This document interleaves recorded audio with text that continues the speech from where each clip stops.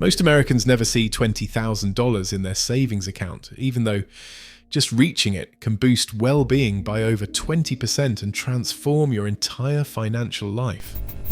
But the system is built to make sure this milestone slips right through your fingers, targeting you with hidden fees, premium cards, and nudges to spend.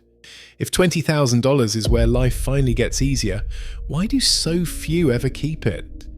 The answer upends everything you have been told about financial security, and it starts with what this number does to your mind. When a savings account balance climbs past $20,000, the brain responds in ways that go far beyond numbers on a screen. Scarcity drops away. The constant hum of financial worry, the background noise that eats at focus and mood, finally quiets down. Neuroscientists describe this as a shift from survival mode to secure-based thinking.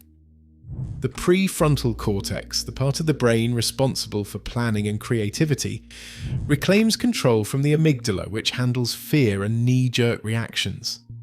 Stress hormones like cortisol fall. With them, the urge to check balances every few hours fades too. Vanguard's research shows just a $2,000 emergency fund increases financial well-being by 21%. When that reserve grows to cover 3 to 6 months of expenses, often around $20,000, the effect is even stronger, adding another 13% boost. The change isn't just emotional. People with this buffer start to plan months ahead instead of days. Purchases shift from panic-driven to preference-driven. The brain, no longer trapped in a loop of what-if disasters, opens up space for real decision-making. This is the moment when money stops feeling like a countdown timer. Below $20,000, every bill or surprise expense can trigger anxiety, making even small purchases feel risky. But above this line, setbacks become manageable. The savings account becomes a safety net, not a tightrope. That feeling of breathing room isn't just psychological, it is measurable. In surveys, people with 5-figure savings report fewer hours spent worrying about money, less distraction at work, and more energy for relationships and long-term goals. Behavioral economists call this the return of mental bandwidth. When the mind isn't hijacked by constant threat assessment, it can focus on building, not just surviving. The identity shift is real. People start to see themselves as capable, resilient, and in control. Saving becomes a habit, not a struggle. The relief is so strong that it can reinforce itself. Once you've felt the freedom, you don't want to go back. For millions, that's the value worth defending. But the story doesn't end with relief. The next challenge is keeping that buffer safe from forces that chip away at it, sometimes quietly, sometimes all at once. A savings account with $20,000 does something small balances never could. It makes growth visible for the first time. The math turns real. At 10% annual returns, $2,000 only adds $200 a year, barely enough to notice. But $20,000 at the same rate generates $2,000 in a single year. That is a month of rent, a used car, or a plane ticket to anywhere. Suddenly, compounding is not just a chart in a textbook. It is money you can actually use. The first $20,000 usually takes the longest. For most people, it takes 18 or 19 months of scraping together every extra dollar, watching progress crawl. Each paycheck inches the total up, but setbacks can erase weeks of effort. The grind feels endless. But after you pass that mark, everything accelerates. With $1,000 a month added and 8% average returns, the next $20,000 arrives in less than a year and a half. The base is bigger, so the snowball rolls faster. Growth compounds on itself, and the numbers start to leap instead of crawl. This is why protecting the principal matters so much. Every dollar left untouched is a seed for the next harvest. Dipping into savings, even for good reasons, does not just shrink the balance. It resets the clock on compounding. The math punishes withdrawals more than it rewards deposits. That is why the second $20,000 usually comes easier, but only if the first is left to do its work. For the first time, money starts working harder than you do. The difference between $5,000 and $20,000 is not just security, it is momentum. Now, each year the account can add more than it did in the previous 12 months.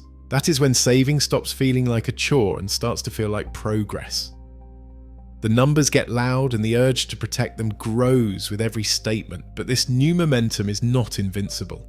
One dip into the principle and the engine that powers future growth stalls.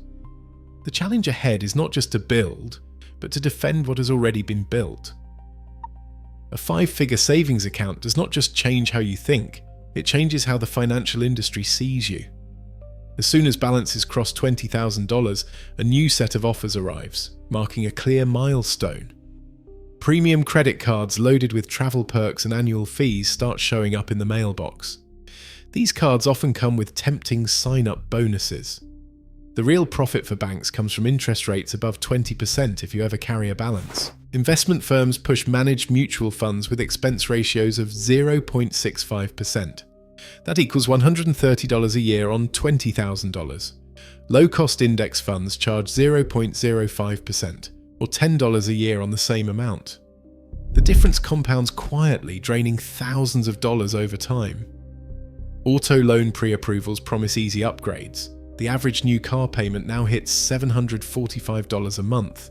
But the moment you drive off the lot, that car can lose 20% of its value. Every offer is engineered to convert your stability into long-term profit for someone else. The algorithms may be invisible, but the erosion starts as soon as your balance hits that threshold.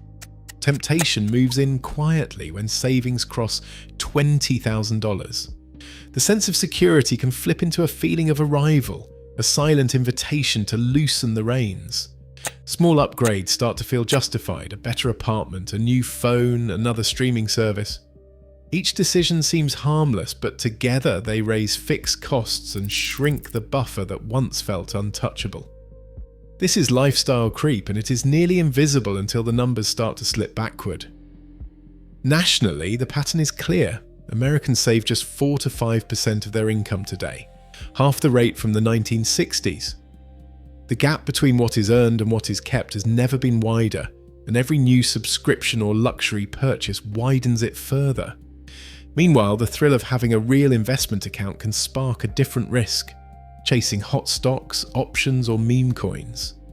The data is unforgiving. The average investor underperforms the S&P 500 index by 9% each year, mostly from buying high and selling low.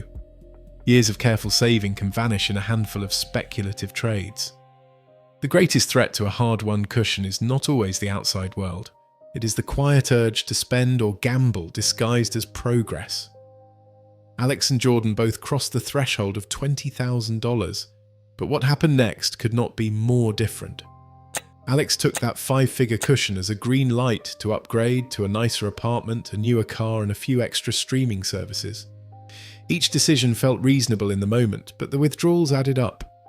Over time, the savings buffer shrank, and with it, the sense of security. By age 65, Alex's retirement account matched the national median, just $35,000. The old worries returned, and the freedom that $20,000 once promised slipped away. Jordan made a different choice. The first $20,000 became untouchable, the floor reserved for true emergencies only. Surplus cash went straight into index funds, left to grow without interference. When work turned toxic, Jordan had the option to walk away, joining the 56% of workers who are not trapped by salary fear. The 3-layer system, floor, growth, and fun, turned discipline into protection. For Jordan, money became a tool for opportunity, not just survival. The difference was not luck, it was structure and commitment. Right now, fewer than half of American adults can cover a $400 emergency, while $20,000 in savings unlocks real freedom.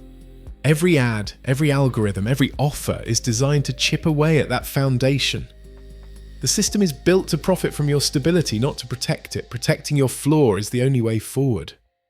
What will you defend?